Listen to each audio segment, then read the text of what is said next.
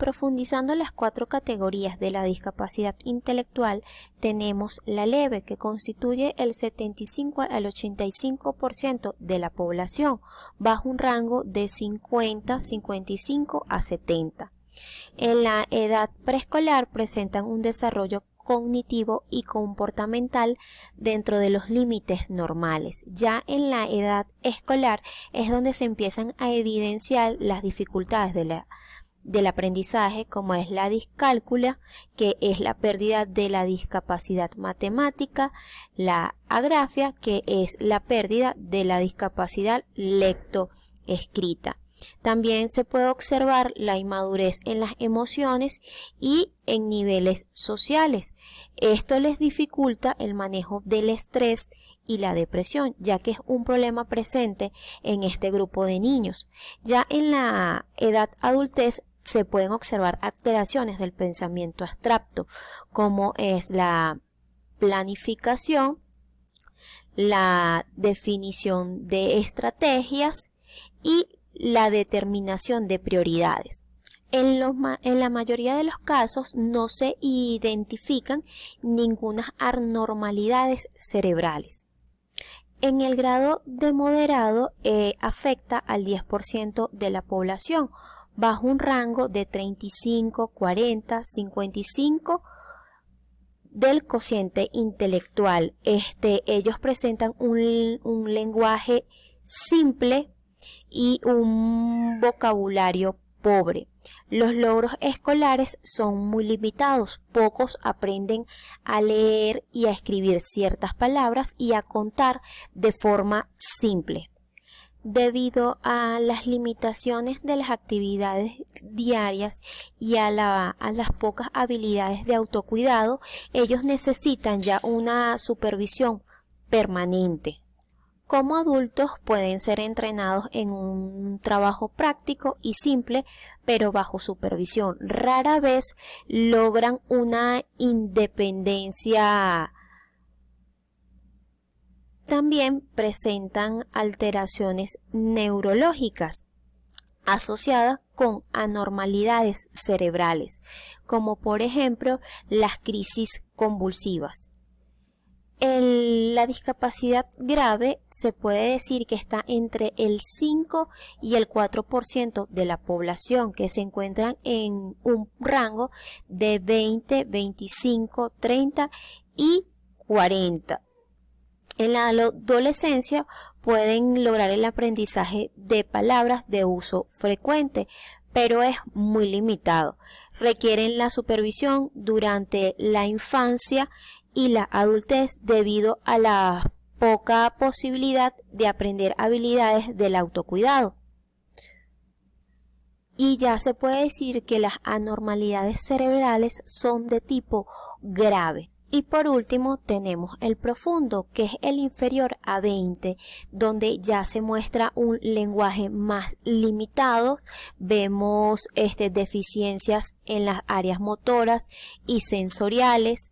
Por eso ya necesitan la supervisión permanente desde la infancia hasta la adultez, y ya las anormalidades cerebrales y problemas neurológicos son evidentes físicamente.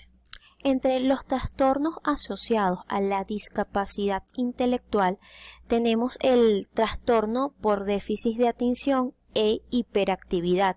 Se puede decir que estos niños que tienen estos trastornos pueden estar en una discapacidad intelectual leve. Por otro lado, tenemos los trastornos por estado de ánimo, como es la depresión y la bipolaridad. Que la depresión se caracteriza por la tristeza o irritabilidad grave, que interfiere en el funcionamiento y en el cambio de las emociones, y esto puede colocar a estos niños en una discapacidad intelectual leve.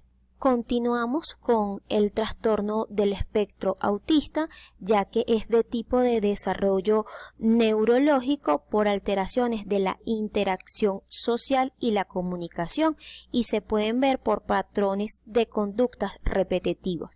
Debido a esto, estos niños se pueden encontrar en una discapacidad intelectual de leve a moderada. Por último, tenemos el trastorno de ansiedad, que es causado por el temor y el terror que causa muchas alteraciones en la discapacidad. Esta preocupación altera mucho las capacidades funcionales normales de los niños y se pueden colocar en los rangos de leve a moderada. Por otro lado, también tenemos los síndromes asociados, como es el síndrome de Down, que es una alteración cromosómica o conocido como trimosoma 21, que presenta una discapacidad intelectual de moderada a grave. Seguimos con el síndrome X frágil, que también es una alteración cromosómica que se asocia a un punto del cromosoma X, donde se ve afectado la parte cognitiva. Estos niños también pueden presentar dificultad en la atención y la hiperactividad y se pueden colocar en un rango de discapacidad leve. Seguimos con el trastorno de Williams, que es un trastorno también cromosómico que se hereda y que se asocia también a la discapacidad intelectual. Estos niños pueden presentar problemas de crecimiento, anormalidades faciales y se categorizan en el rango de discapacidad leve. Vamos con la enfermedad de Tai Shan, que es una forma de hereditaria, mejor conocida como autosómica dominante, que lleva al retardo mental. Ellos también pueden variar de una inteligencia entre los límites normales a una discapacidad intelectual profunda. Y por último tenemos el síndrome de Tourette, que es asociado a un perfil neurocognitivo debido a la pérdida de un cromosoma. Su capacidad intelectual está dentro de los límites normales, pero debido al manejo del individuo puede llegar a una discapacidad leve. Entre las recomendaciones para la discapacidad intelectual, para lograr un diagnóstico a tiempo, es importante realizar las pruebas prenatales, la evaluación de la inteligencia y su desarrollo, los estudios del sistema nervioso central y los estudios genéticos. Para ayudar también a este tipo de niños es importante brindarles una educación acorde a su. Otro punto importante es el asesoramiento familiar, es la ayuda de la parte psicológica para así juntos como familia poder acompañar al niño en todo este proceso, tanto de infancia como adultez. Y por último, el apoyo social.